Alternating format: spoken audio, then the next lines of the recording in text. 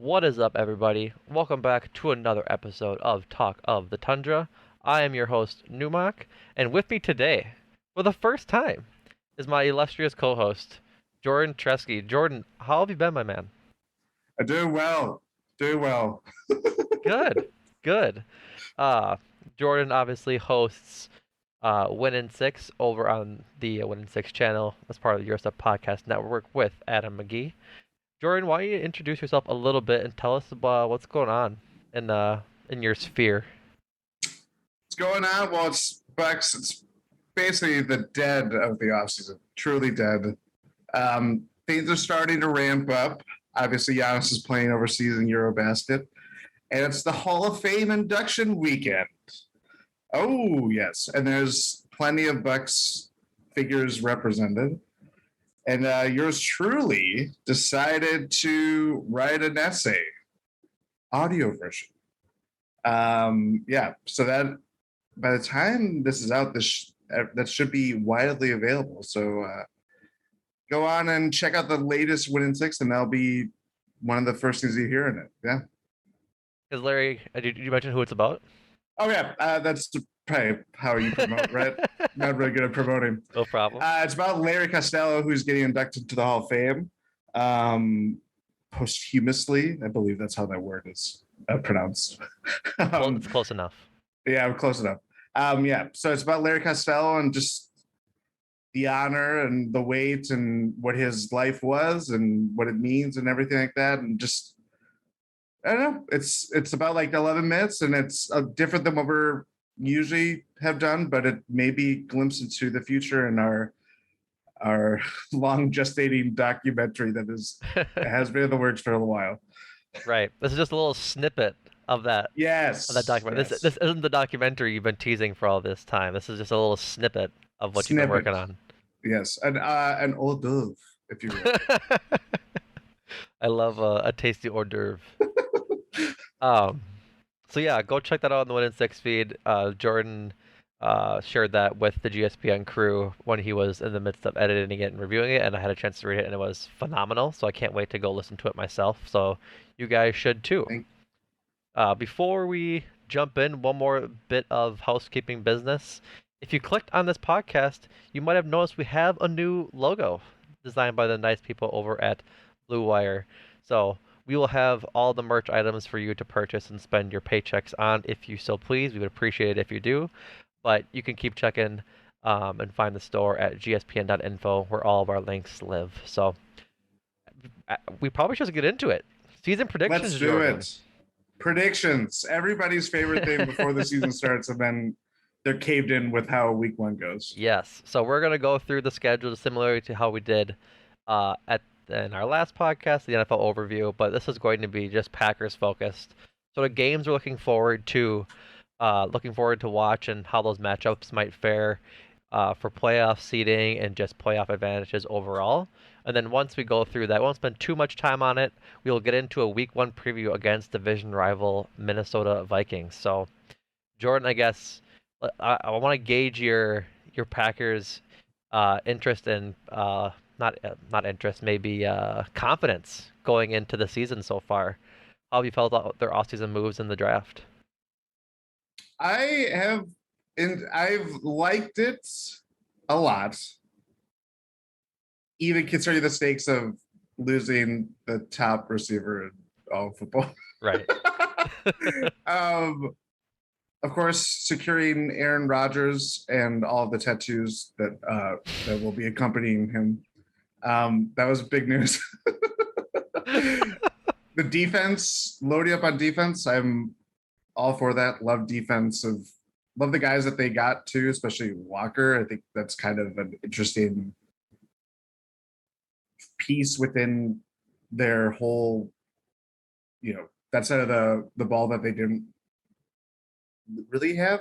I mean, it's been obviously, not to dwell on one thing in particular, but linebacker was not like that kind of linebacker was not a very high priority until they found money with Devondre Campbell, and they're like, oh, we got to pay him. He was all pro last year, and they paid top dollar for him, and surprisingly secured him.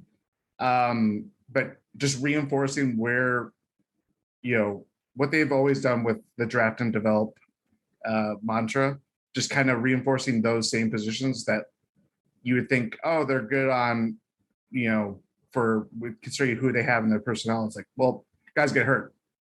They very well could be, just spelling guys, or maybe you're without a couple guys, on a week or hopefully not a long-term basis. But I just very satisfied, but there's obviously bigger holes to address. What is the wide receiving core going to be like? I mean, you're really going all in on a youth movement, more so than a long time, probably. Yeah. Now that I'm really thinking about it, but like, that's obviously going to be a big question. I don't know. It's you say all these things and then you're just like, okay, they're in the North. Their main competitor of their rivals is the Vikings, as has been for a long time. And the Vikings could be improved, but they also could underwhelm. And this is going to be a nice like test case and just like what they are Right. this year too. Right. I think it's going to be. I think you make a great point in that the Packers haven't really gone young at receiver like this in a while, where their number one receiver is Alan Lazard, who's not very. He's not very old. He's not too long in the tooth per se, but like Sammy Watkins kind of fills that veteran role that they kind of had in the receiving core all these years. Like Alan Lazard's only 26, so he's by no means young, but he's not. I wouldn't call him a veteran either. It's not like Donald Driver being around when they got Greg Jennings and Right. Right. then Jordy, like that kind of Yeah, Sammy crop Watkins. coming in. Yeah, Sammy Watkins being like the vet wide receiver in the room is it's not concerning, but it's just like, oh, interesting. Like he's not the vet I would have assumed to be on the roster. No. But yeah, I think the wide receiving uh, core is going to be a huge narrative in how this season goes, and that in seeing how Christian Watson develops once he gets playing time, and it may soon be this week one. Al Lazard is on the injury report and might need to miss this game, the and if Watkins and Dobbs need to show up right away, then that's what they need to do to show that they are worth their while and can have Aaron Rodgers' trust instilled within them. So, um, let's hop into the schedule quick. We're going through the schedule. We got 17 games for the second year now, as the schedule changed last year. What games are you excited about first and foremost? I want to pick your brain on this. I guess what game on this 17 game schedule jumps out at you that is appointment television? I think it's hard not to look at that Tampa Bay game, especially in Tampa. Very well could be the top two teams. This could be an NFC Championship preview. This could be maybe not that. I don't know. It's just, I mean, this is going to be, it's Rodgers Brady. It's all the storylines that come with it and everything like that. I think it's just hard to not ignore that. Right. Outside of that, I mean, obviously Bills, that's another Super Bowl contender. The favorite. They're the favorites? Yep. I don't know why I'm shocked, but that does sound shocked. I think it's just the Bills aura, but they're not the same Bills. I'll double check with you, but I'm pretty much certain it's the Bills. I saw Josh Allen as the MVP favorite, which I would assume those are interlocked. Yeah. Yeah. But yeah, go ahead. No, I was just gonna say Bills, obviously. Eagles, I am kind of really bullish on. I think that is maybe the team I think taking the biggest leap this year, in part because of AJ Brown. Their draft was, I thought their whole offseason was pretty immaculate.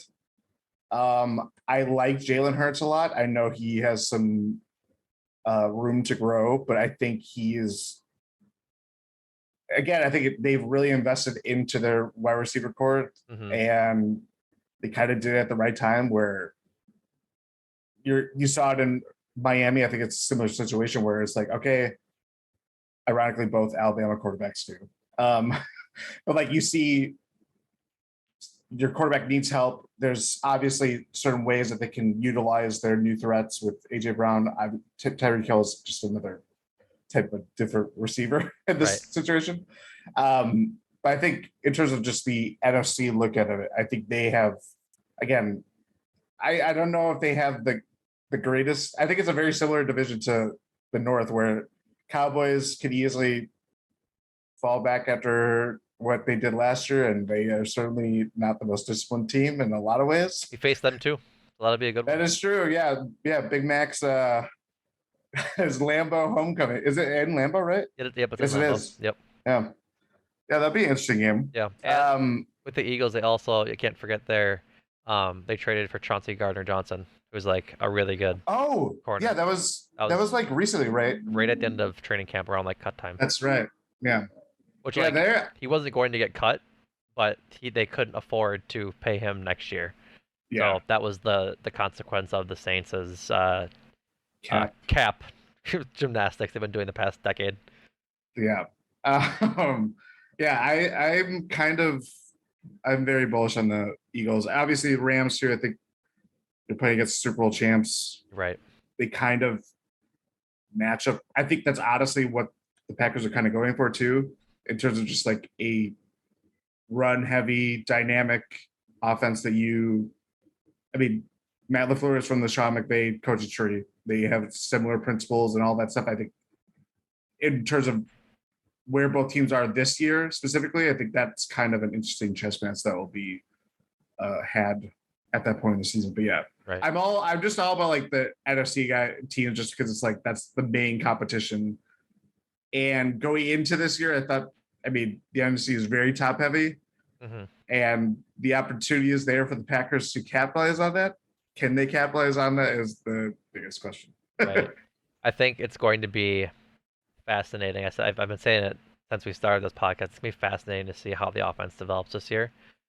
Matt LaFleur has loved a running back heavy offense and a run game heavy offense since he's become a head coach. He wants to get more into doing that. I think that's evident in the fact that the Aaron Jones and AJ Dillon running back tandem is going to be such a powerhouse this season, and why people are predicting it's going to be that is because he likes to run the ball. And it helps when you like to run the ball and you have a back-to-back MVP, all-pro quarterback able to throw the ball when you can bait the defense into running the ball, or into thinking you're running the ball, play action, things like that. So I'm with you on all the games I'm looking forward to. I'll count like true primetime games, because some of those 3:30 games like sometimes aren't actually national televised games. They're just in the 3:30 time slot. Yeah. They have next week 2 is Sunday night against the Bears. They technically play prime time. I don't know if the 8:30 game in London or in Germany counts. I'm not sure if that's what that counts or not. Or I think it's in London. Yeah. I'm not sure if that counts as prime time, but they do play that. Prime time over there, right? No, right. But then they play Sunday night football against the Bills, Thursday night against the Titans, Sunday night football against the Eagles, Monday night against the Rams, and then a lot of 3:30 games in there too. Like if I was a betting man, I'd bet that the Packers were the game of the week when they played the Buccaneers week 3. That's at 3:30. Like that's probably prime time. So. Oh yeah. A lot of games this week where the Packers will be on TV for everyone to see and everyone to get a proper judgment of them on. So, yeah, I think those big 4, the Bucs game, the Bills game, the Rams, and the Eagles are going to be fun. Also mixed in with Dallas and Tennessee too. Like Tennessee and Derrick Henry is going to be a fun matchup to see if the Packers defense can stop one of the most aggressive runners in the game in Derrick Henry. So even that Miami game, Christmas Day, I know that's not the normal time slot, but right, Miami's going to be a fascinating team to watch. Rookie head coach, but again, made the huge move to get Tyreek Hill. Their defense, did they do some big defensive addition? I may be misremembering, or the Dolphins. They added Tyreek Hill. I don't know, so that was like one of their bigger. They did it to tear down other defenses. There we go. Yes.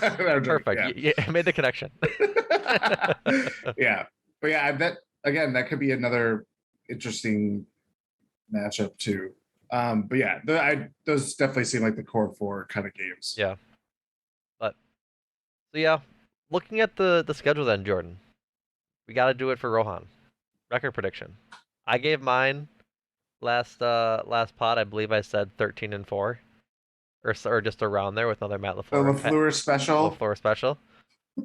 What is looking at this schedule? What do you think? What are you thinking for a record?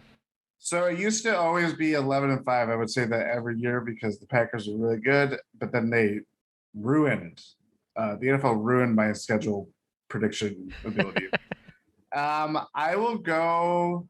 I go 12-5. I think they're going to be. I'm not. I don't want to set this up to be like, oh, it's going to be like this because it very well could not be, and it's different sports. But I do think this year is kind of the Packers to make a Bucks connection. First 2 years under Bud, they go through the league. They're the best team until COVID happened, but Right. they're the best team for 2 years running. Get humbled and humiliated in the playoffs, much like the Packers have been.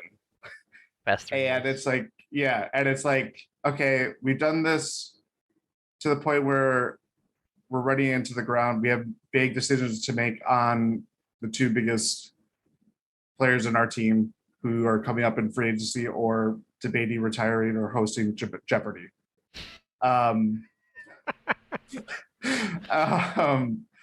So I think there are going to be some big lumps that they're going to take. I think I would not be surprised. I mean, I'm not predicting this for week one because I don't think the circumstances are there.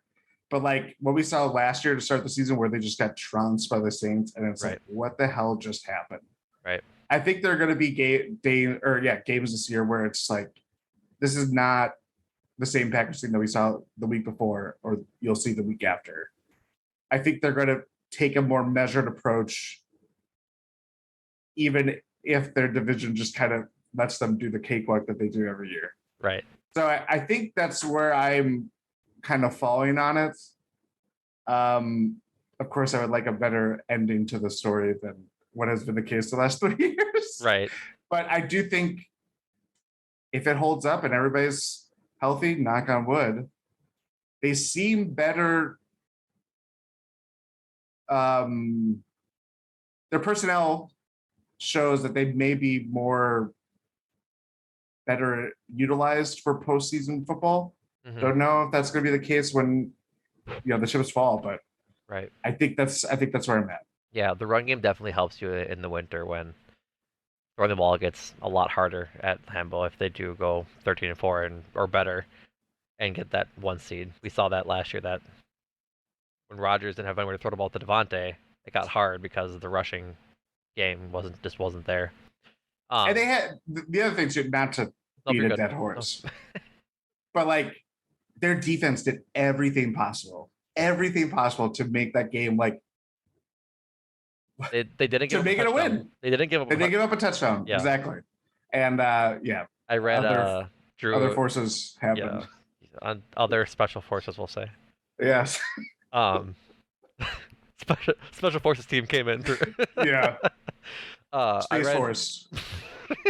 I read Drew Marjorie's "Why Your Team Sucks" column. I read it every year. It's one of my favorite things, and like I always read the Packers one for him because he's a diehard Vikings fan and he hates the Packers.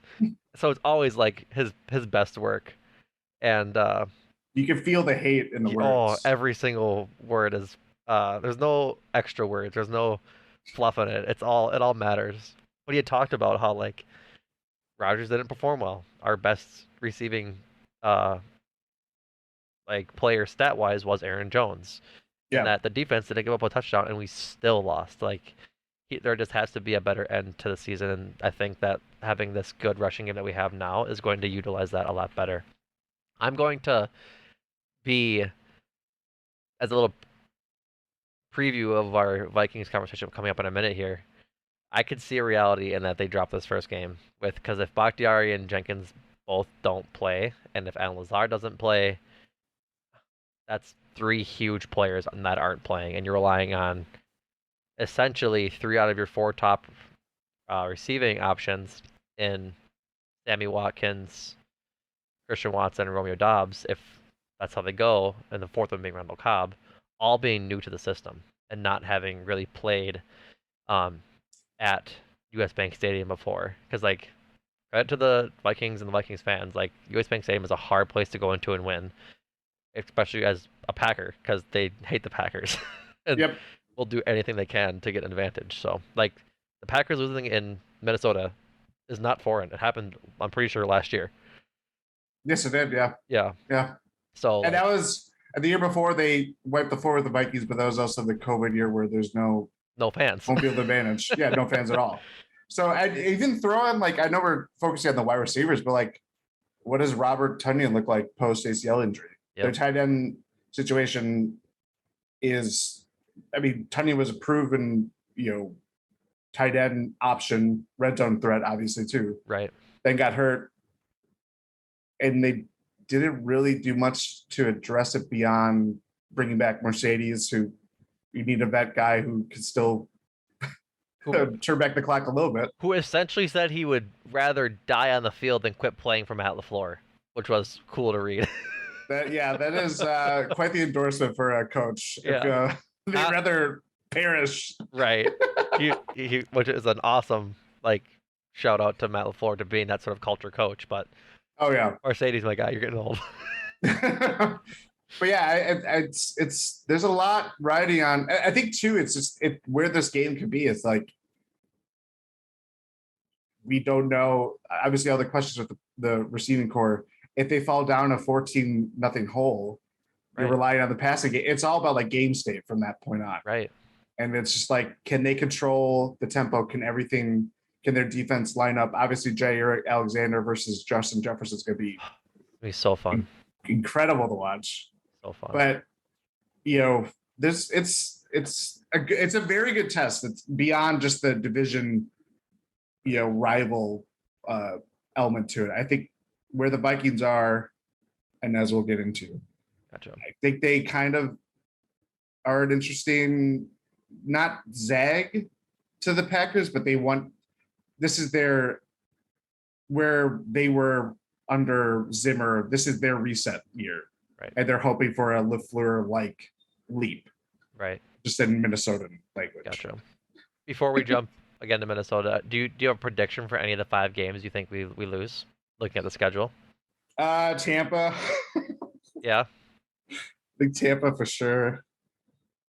I wouldn't be surprised if like something weird happens with London, just because like it is just a anomaly game. Right. They also play like crap in Washington. I feel like every time they play there, that might be like the spoiler game. Right.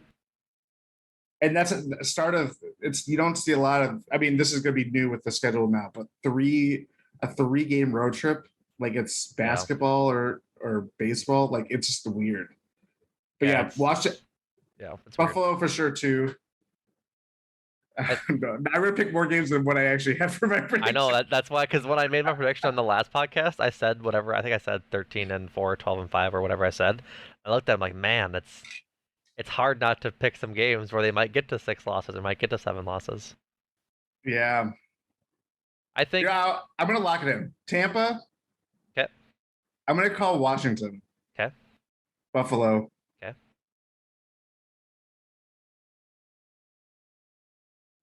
They're gonna have to lose a home game. You're not gonna go 8-0 at home. Actually, they might not.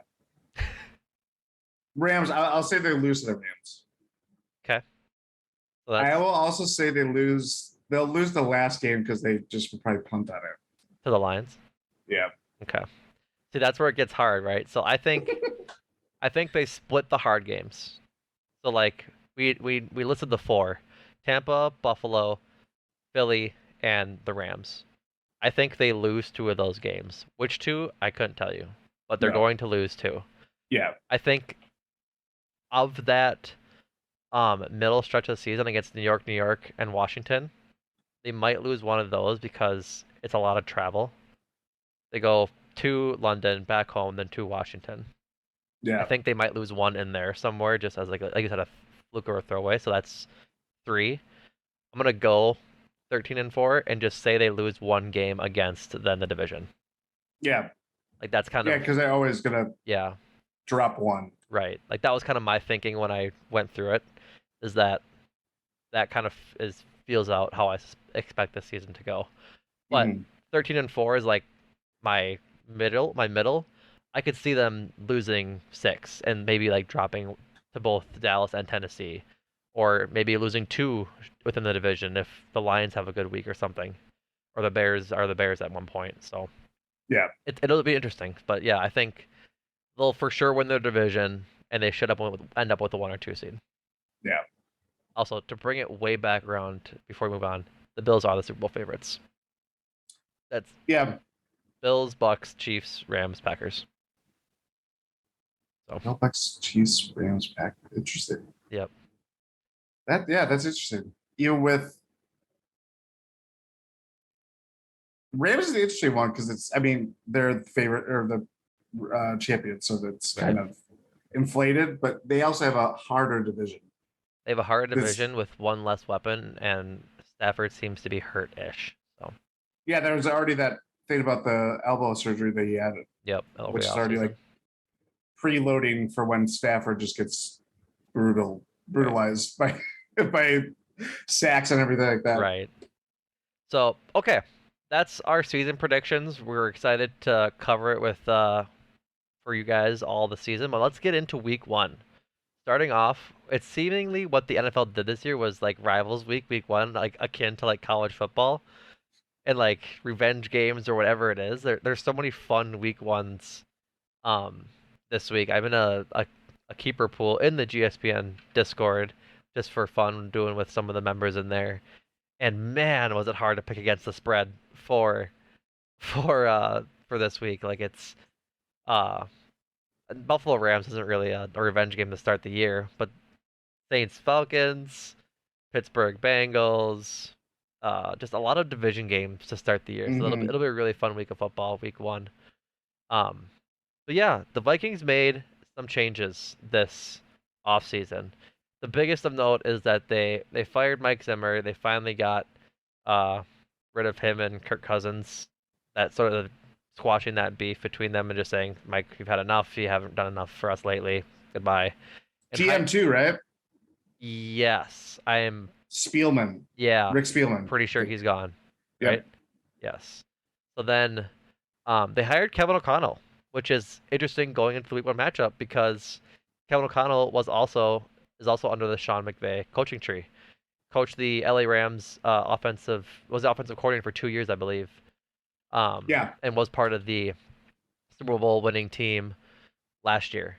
So Super Bowl experience, they just won it. It'll be interesting to see how he uses these fun weapons that the Vikings do have, and Adam Thielen, Justin Jefferson, and Dalvin Cook, of course, um, and seeing how he handles those or balances those players with Kirk Cousins. Like Kirk Cousins is almost he's an enigma to me because he feels like he has this like good stats every year, but it just doesn't translate to winning for some reason. And so it'll be a fun I should say fun. It'll be interesting to see how they develop throughout the year in the first year under Kevin O'Connell after they decided they didn't want to hire Jim Harbaugh. When that happened, I was just like, man, please hire Jim Harbaugh. You want to do it, Vikings. You want to hire Jim Harbaugh to be your football head coach. You know you do, but alas, they somehow didn't after being like at the 1 yard line to use an analogy. They missed it like Gary Anderson missed that field goal against the Falcons. Oh no. I said it. I said it. Yeah, do you have any thoughts on Kevin O'Connell and just their new coaching change coming away from Mike Zimmer? Certainly seemed like things had run their course even Yeah, beyond this last season. You could easily make the case that they probably should have done both because I believe they re-signed Kirk Cousins. they did. Is it? They extended him, which interesting. I don't know. I mean, this is the other thing too. Like, I mean, we're Packers fans. We're certainly facing this the wilderness, I would say. Right. It is not easy to have a good quarterback. No, it's hard. It's very hard. And it's very hard to keep them healthy over the course of the season. Right. As we've seen with Rodgers getting hurt twice. And 1 year they snuck in. Almost said sneaked in. Snuck into the playoffs under just incredible circumstances, and I believe still won a playoff game that year. I think. Have the Or no, have the Vikings made the playoffs with Kirk Cousins? I don't think they have. I don't think so. I They think the made only it time with he's what's his dumb name? The dink and dunk quarterback. Case Keenum. Yeah, with Case Keenum. That was because Kirk Cousins was the guy that they upgraded from Case Keenum. Right. Because that was after the Minneapolis Miracle. Yes, exactly. Yeah. Also, they extended Kirk Cousins they added 1 year onto his current deal, so it brings him through the end of next season.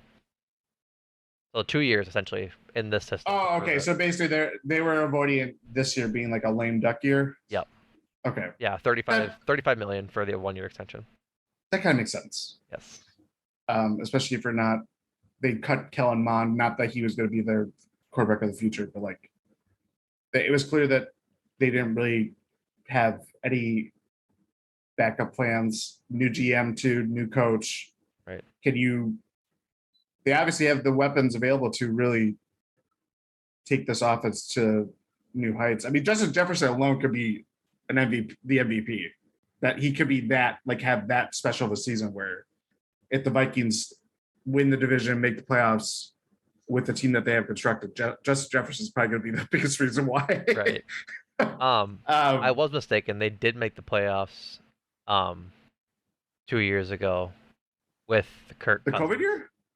2019. Sorry. 2019. Yep. Who did they play?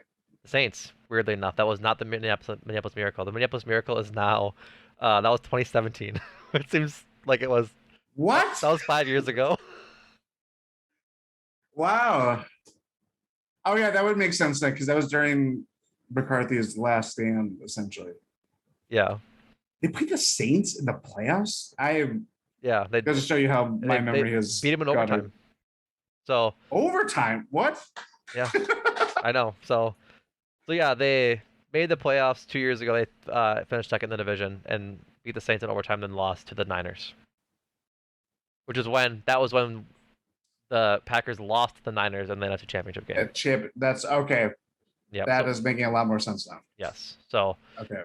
So since Kirk Cousins is second year in the system, they haven't made the playoffs. They went third, and then in the COVID year, and then second last year. 7-9 and then 8-9. Yeah. Dalvin Cook suspended? Not suspended? Nope, he's playing. He stays healthy. There was something was that last year, or am I mixing up years? That was last year, I believe. That was last year. It was one of the recent years, like where I think he was suspended. Yes.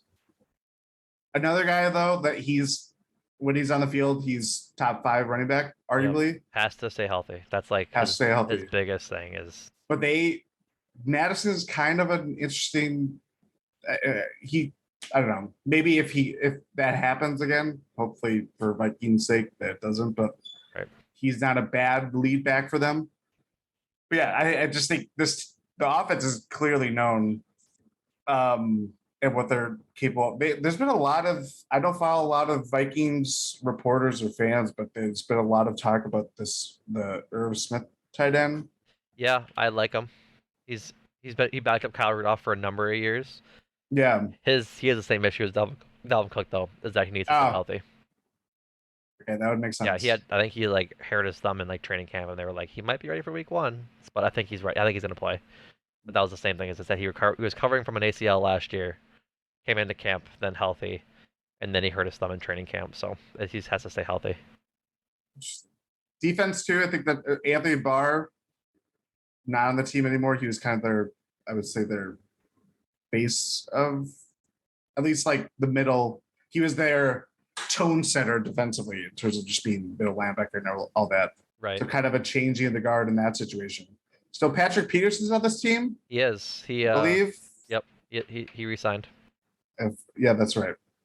Um, I think it's going to be really interesting for the Packers this game to how their receivers go because like their cornerbacks aren't the fastest, and Dobbs and Watson can fly.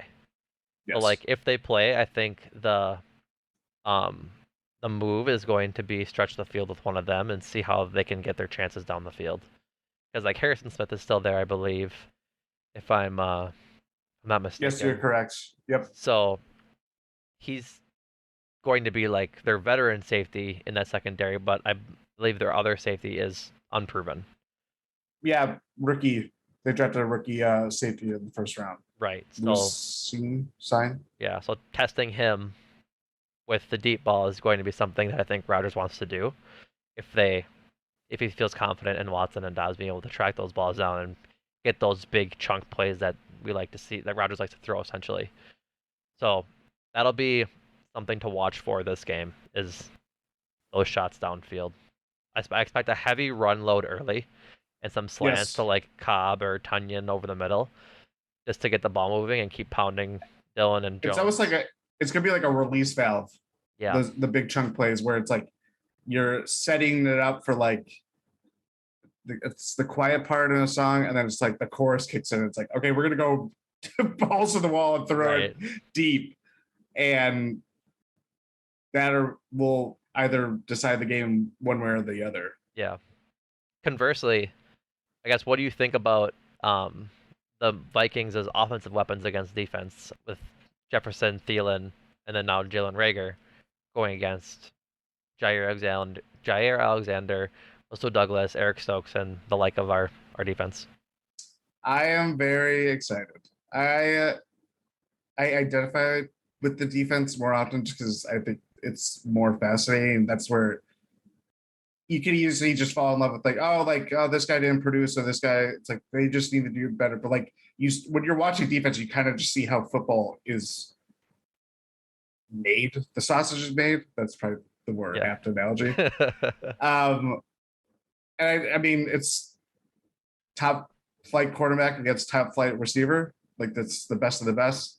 Yep. So who's going to win that matchup between Alexander and Jefferson is going to be really interesting. But even this is the Packers secondary that's from a couple years ago where it's like, okay, like you have Jair, but it's very top heavy. This is about as I would say is vaunted,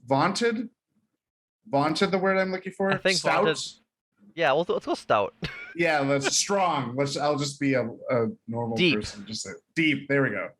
Um, it's never been this stacked. There we go. I'll just say that it's Perfect. never been this stacked. We got there. In a long time. Being a Packers fan, and again, Rasul Douglas was found money. They somehow were able to keep him around for Love it. a couple more seasons too, and is kind of like the perfect energy guy. Like I don't expect him to be the same opportunist in terms of just like getting interceptions at the right time constantly, but like Right. he just fits with where this Packers team is. And it was just honestly shocking that he was bouncing around the league because he still had proven himself in Philadelphia previously. It's crazy that he is the nickel corner. Yeah. Like Alexander 1, Stokes 2, your true safeties in Adrian Amos and Darnell Savage. And then that's like sort of your base. Yep. And then you have Rasul Douglas as your nickel corner, which is insane. Insane.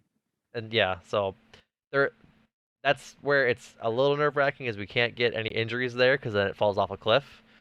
But kind of when they're healthy, that's a tough secondary. Mm-hmm. And even, I mean, Devondre Campbell, I know that's part of the reason why he came to Green Bay is that he just didn't want to be a cover linebacker Yep. All of his career because, I mean, that kind of has a shelf life eventually. Mm-hmm. But he's proven it's not just covering tight ends. He could cover wideouts. It's not something you want to lean on a lot. Right. And the Packers are certainly insulated themselves that they don't have to do that. But I still feel very, I definitely think it's top heavy and you don't, as you said, you don't want to lose anybody obviously, in that part of the roster, but I would say that's maybe their strongest part of the whole roster. Can always make a case that the linebacker is too. I don't know. Right. It's the gift. It's the gift that keeps on giving, obviously. Right. Absolutely. And so, staying on the topic of defense and with this Minnesota Vikings team, their other big addition was former Packer, Zadarius Smith, who on the date of recording this, which is the 8th, it is Thursday, a little bit of drama got released today with Zadarius Smith talking about his time in Green Bay and how he didn't necessarily feel that he was treated right. So this is from Tyler, I think it's Dune, Dunne. He had Yes, or done. Tyler Dunn, talked to Zadarius Smith and said, quote, "I was perceived here in the building. I came down to here to a nobody. To everybody in the building, I was like, damn, why am I being treated like this? I brought the culture. I helped change that shit. Why the fuck am I the one being treated like that?" And end quote. And so that's kind of weird. That I should say weird. He didn't hold anything back talking about the Packers and coming away from Green Bay last year. I think you're never really gonna know what really happened or why it really happened.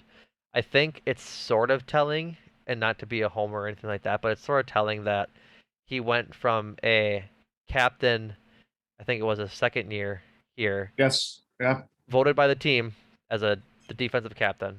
Maybe even the first year. Right, he was definitely captain one of two for the early parts of his time in Green Bay, but then last year wasn't voted captain at all. Like the team said no. So like I think that says a lot about how the team uh sort of thought about Zadarius and what he kind of brought or what his attitude brought or whatever it may be.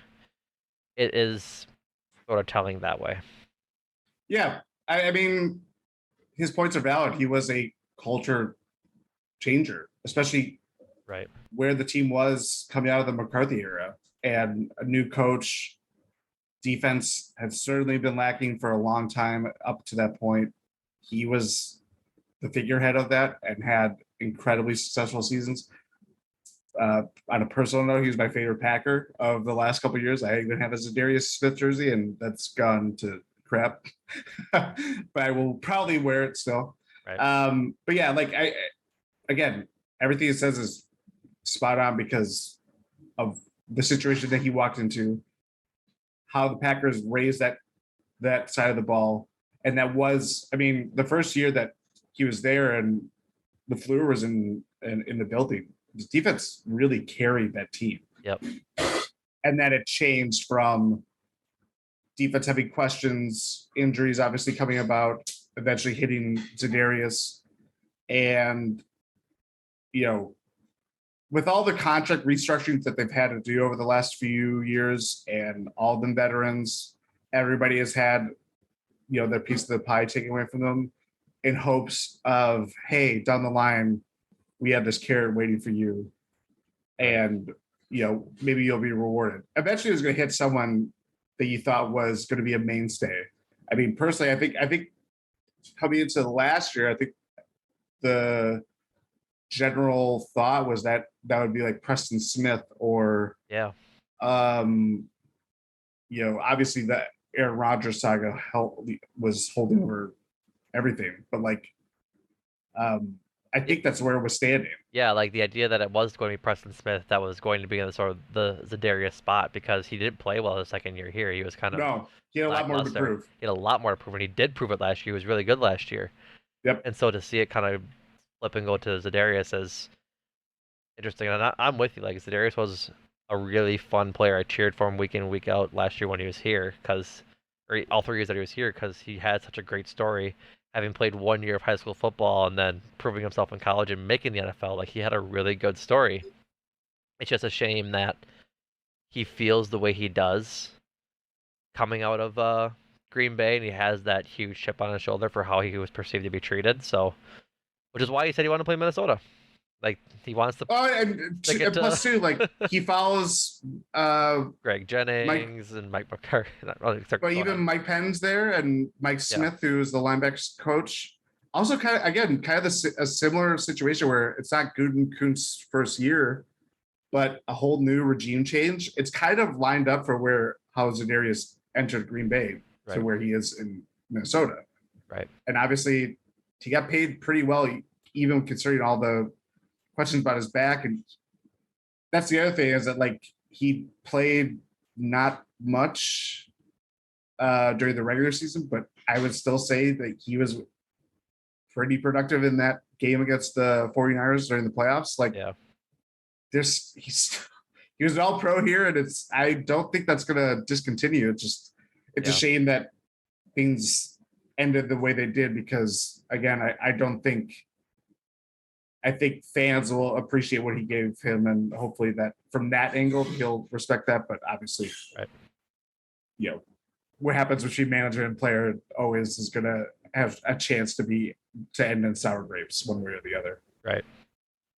So, looking towards the game, I think depending on who plays, if Bakhtiari and Jenkins play and Lazard plays, I think the Packers have a significant chance to win this game, like higher than 80%. They probably win the game if everybody's healthy plays. I think if Bakhtiari doesn't play, if Jenkins doesn't play, and Lazard is either playing or isn't fully healthy, that number drops a bit to like 50-60. Because I think the Vikings are going to come in with having something to prove, and they really want to get this year off on the right foot with their new head coach, with this new system, and stick it to the Packers. Yeah, they have ways to really hone in on the running game, make the Packers' young wide receivers prove themselves. Yep. I think there's just an obvious game plan from that standpoint, just to kind of just bare bones it. But like, it is what it is, especially when Allen Lazard is such a kind of security blanket for Rodgers. You don't have that. It kind of falls like Randall Cobb, and then it just goes down. What can Romeo Doubs do in his first NFL game? What can Christopher Watson do in his first NFL game? His first any NFL game, no preseason. Yeah, that too. That's always a tough one to do too. Right. Where it's given how few games you play, even with another game added in, it's just like you kind of are on a tough. If you're injured to start training camp and work your way with limited time, it's the timing of like when you can finally break through. It might not always hit the way that you want it. Right. Especially just an unproven player that has no familiarity playing in the NFL. It's not easy. Right. Exactly. And truth be told, if Randall Cobb's the leading receiver this week, I don't want to see the score of the game. Yeah. I mean, yeah, that's. But the good thing that we have going for us is we have Week 1 Sammy Watkins, baby. Week 1 Sammy Watkins. I keep overlooking that he's on this team, but it's an interesting bet that they're making with him because he has shown to be a productive player. Mm-hmm. Injuries have affected him, but is kind of the type of receiver that they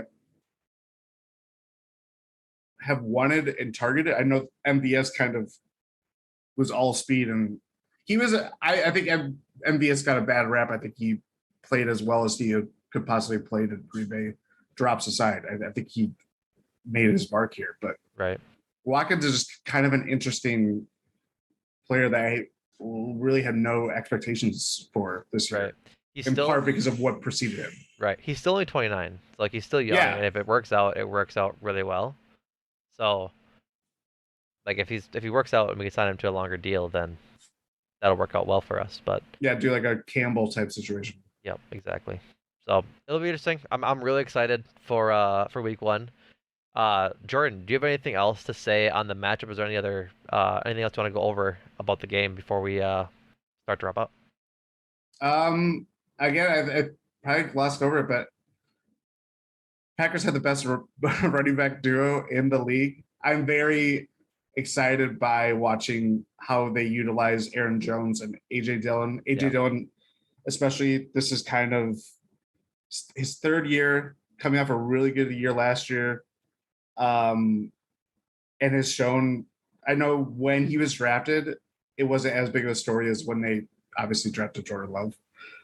But it was also like, why are you drafting a running back in the second round, especially a guy that's had a lot of miles under his belt and seemed very one dimensional. And AJ Dillon has proven that he's not that at all. Right. He's really improved as a pass catcher, and it's part of what the Packers are leaning on more in terms of this like diversified offense that isn't just relying on Devontae Adams to be magic every week. Right. So I think from that standpoint, it's I don't know. I think you look at all the players and look at all the changes that have been made on both sides of the ball. I think it's just ultimately from a Packers perspective, it's just like this could be where we truly see how Matt LaFleur has always wanted to make the Packers. Right. And it's not easy to say that in year 4, and you still have your star quarterback. You still have a lot of the players that have been there from the beginning since when LaFleur came in. Mm-hmm.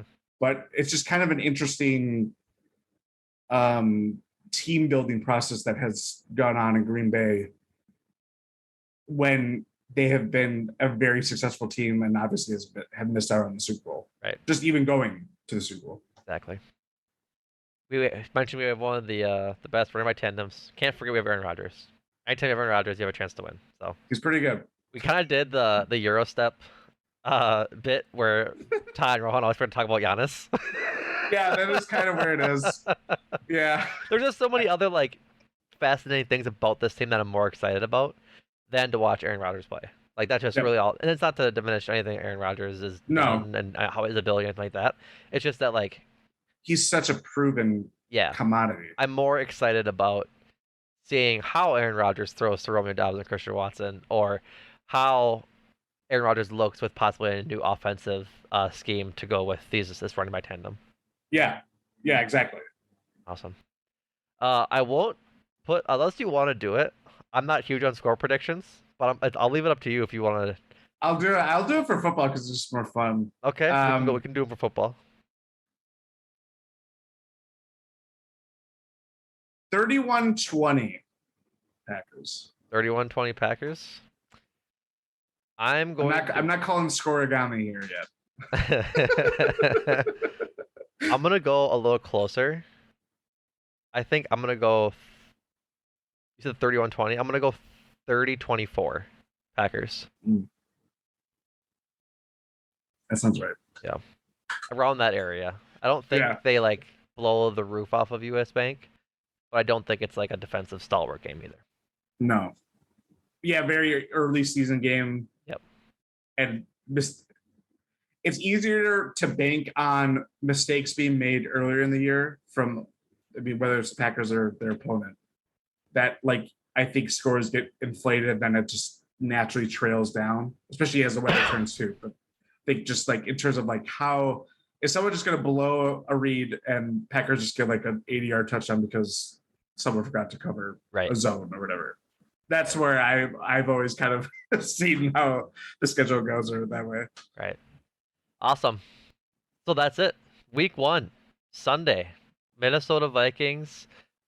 Give me 1 second here. 3:25 on Fox. So get your favorite beverage. It's not Joy. I was about to fuse them together. It's not Joe Buck and Troy Aikman anymore. It's not. It's a different number 1 team. Well, I forget who they signed. It's nobody inspired. Oh, I think it might be Greg Olson. He might be one of the. And Tessitore is ESPN, isn't he? Yes. Yeah. I forget who the play-by-play guy is. Kevin Burkhardt? Mm-hmm. Kevin Burkhardt? There we go. Kevin Burkhardt. Yeah. Fox, NFL. Not to get run down into announcing crews. It is Greg Olson until Tom Brady retires, according to SI. I think it would be Andrew or Kevin Burkhardt. So I don't know why I said Andrew. Yeah, Kevin Burkhardt and then Greg Olson. So awesome. Well, thank you guys so much for listening. Jordan, thank you for joining me today. Remember, everybody, to go check out the Win in 6 feed for Jordan's great Larry Costello audio essay. You want to talk about that for a second at all, sort of what it entails before we wrap up?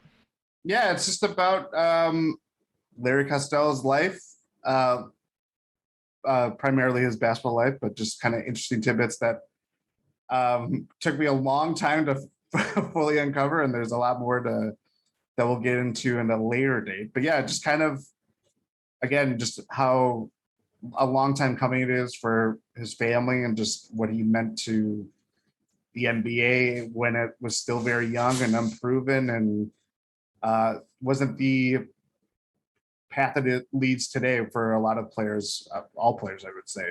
Right. Um, but yeah, I think it just kind of gives a glimpse into a big Bucks figure that nowadays isn't really talked about as much, in part because the team is successful again. But like, it's still worth kind of reflecting on what his accomplishments mean and how it established a certain uh, model of success in Milwaukee.